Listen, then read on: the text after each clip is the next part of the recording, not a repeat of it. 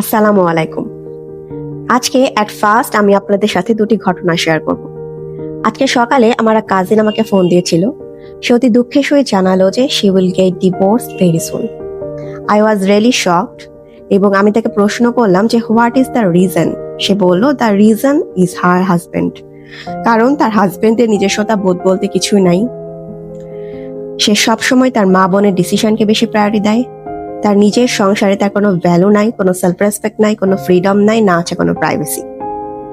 সে কষ্ট করে সংসারটা করছে, বাট তার সংসারটা চলে তার শাশুড়ি এবং ননদ কর্তৃক। আর এখানে তার হাজবেন্ডের ভূমিকা ইজ টোটালি জিরো। যাই হোক, তার কিছুক্ষণ পরে আমার বাসা যিনি হেল্পিং হ্যান্ডটা থাকেন তিনি আসলেন। তার আজকে মনটা অনেক খারাপ। মন খারাপের কারণ তার ছেলে আর আগের মতো নাই। After marriage is totally changed. কারণ সে সবসময় তার বউয়ের কথা শোনে। তার নিজের সংসারে তার আধিপত্যতা বলতে আর কিছুই নাই, কারণ সবকিছুই তার বউয়ের কথা অনুযায়ী হয়। এরকম ঘটনা কিন্তু আমাদের সমাজে অনেক। আর এই দুই ঘটনার মধ্যে একজন পুরুষকে কিন্তু এক টাইপসের অপরাধী বলে মনে করা হয়েছে। আমি মনে করি যে একজন পুরুষের ম্যাচুরিটি এবং লিডারশিপের বড় পরীক্ষা হচ্ছে তার ওয়াইফ এবং মায়ের মধ্যে কিভাবে সুসম্পর্ক স্থাপন করা যায়। এখানে তার রোলটা কেমন হওয়া উচিত, এই দুই সম্পর্কের মাঝে সে একটি ব্যালেন্স মেনটেন করে কিভাবে চলবে। মা একটি অসাধারণ মর্যাদা এবং শ্রেষ্ঠত্বের একটি সম্পর্ক। আমাদের ইসলামে মাকে এমন একটি স্থান দেওয়া হয়েছে যেটা পৃথিবীর অন্যান্য কোনো সম্পর্কের সাথে যাকে তুলনা করা যায় না। অন্যদিকে ওয়াইফ আল্লাহর দেয়া একটি আমানত, যার স্থান আমাদের ইসলামে অনেক উচ্চ, সম্মানজনক এবং পবিত্র। But there are so many things যে আমাদের সোসাইটি, কালচার, ট্রেডিশন এরকম যে এই দুই সম্পর্কের মাঝে অনেক মিসকনসেপশন ও মিসব্যালেন্স ক্রিয়েট করে। আর আমি মনে করি দুই সম্পর্কের মাঝে একজন পুরুষ অনেক গুরুত্বপূর্ণ ভূমিকা পালন করে। এখানে তার দুইটি রোল, সে একদিকে হাজবেন্ড, অপরদিকে সে একজন ছেলে।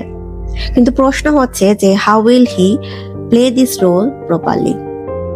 আমাদের সমাজে এরকম অনেক পুরুষ আছে যারা তাদের পকেট মানি সরাসরি ওয়াইফের হাতে না দিয়ে মাকে দিচ্ছে, আবার ঠিক একইভাবে যে মায়ের হাতে না দিয়ে ওয়াইফকে দিচ্ছে এবং বলছে যে যার যতটুকু লাগে তুমি সেখান থেকে তাকে ততটুকু দিয়ে দাও।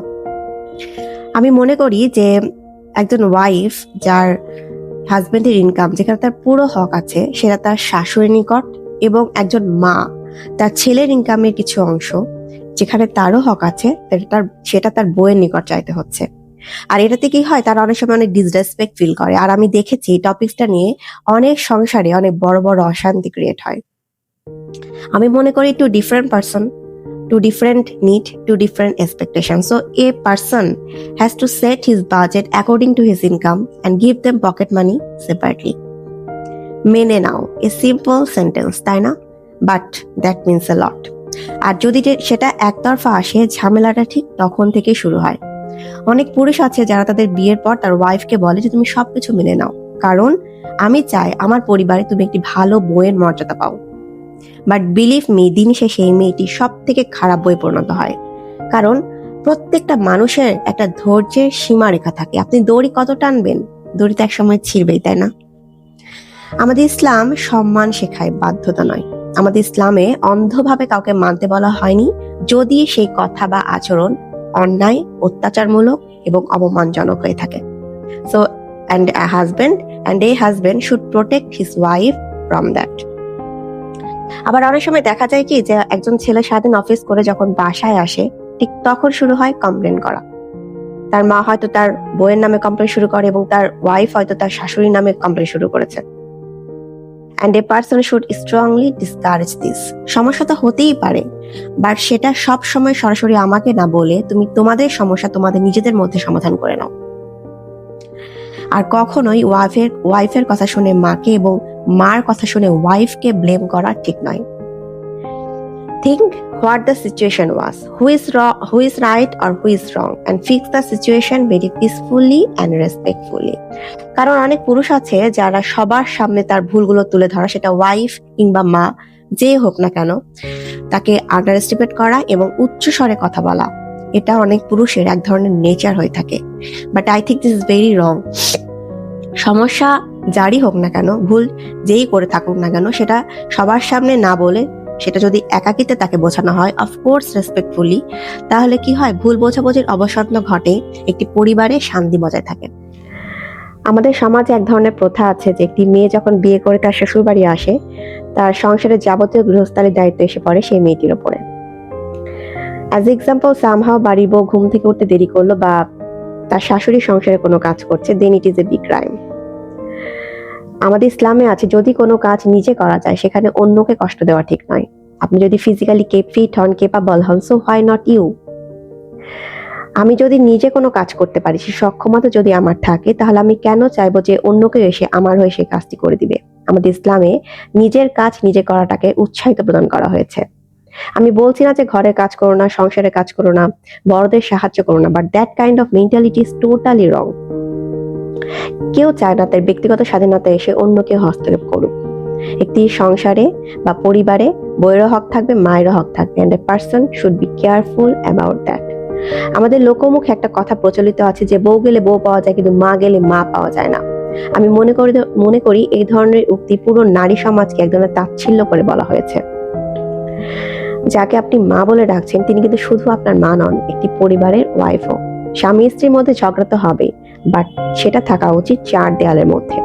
যদি থার্ড পার্সন, এটা হতে পারে আপনার মা, বোন কিংবা পরিবারের অন্য কোনো মেম্বার, সেটার মধ্যে ইন্টারফেয়ার করে, সেই সম্পর্কের খুব দ্রুত ফাটল ধরে।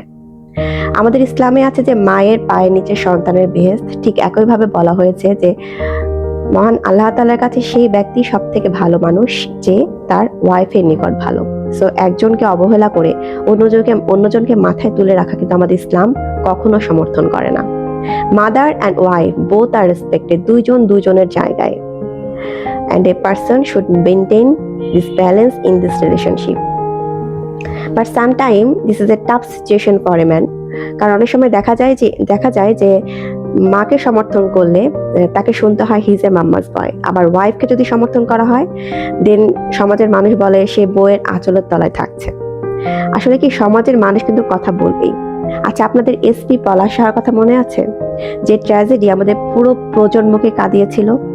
একটি পারিবারিক কলহ কিভাবে একটি মানুষের জীবন কেড়ে নিল। সে হয়তো তার ওয়াইফ এবং মায়ের মধ্যে ভারসাম্যতা বজায় রাখতে না পেরে চলে গেল।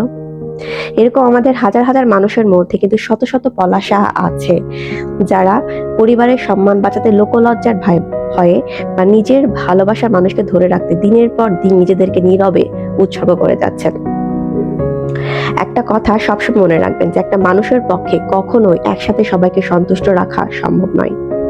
সো আমি মনে করি যে একজন পুরুষ যদি সঠিক সিদ্ধান্ত এবং সঠিক পদক্ষেপ গ্রহণ করে এবং এই দুই সম্পর্কের মাঝে একটি ভারসাম্যতা বজায় রাখে উইথ গ্রেট ম্যাচুরিটি, দেন এরকম ঘটনা যেটা আমি আপনাদের বললাম, আর শুধু এরকম ঘটনা কিন্তু নয়, আমাদের সমাজের কিন্তু অনেক ঘটনা আছে যেটা হয়তো আমাদের অজানা, সেগুলো দিন দিন কমে যাবে ইনশাআল্লাহ। অ্যান্ড এটা ছিল আমার মতামত। I do not know what is your opinion about that, and please let me know your opinion in the comments. Assalamu alaikum wa rahmatullahi wa barakatuh.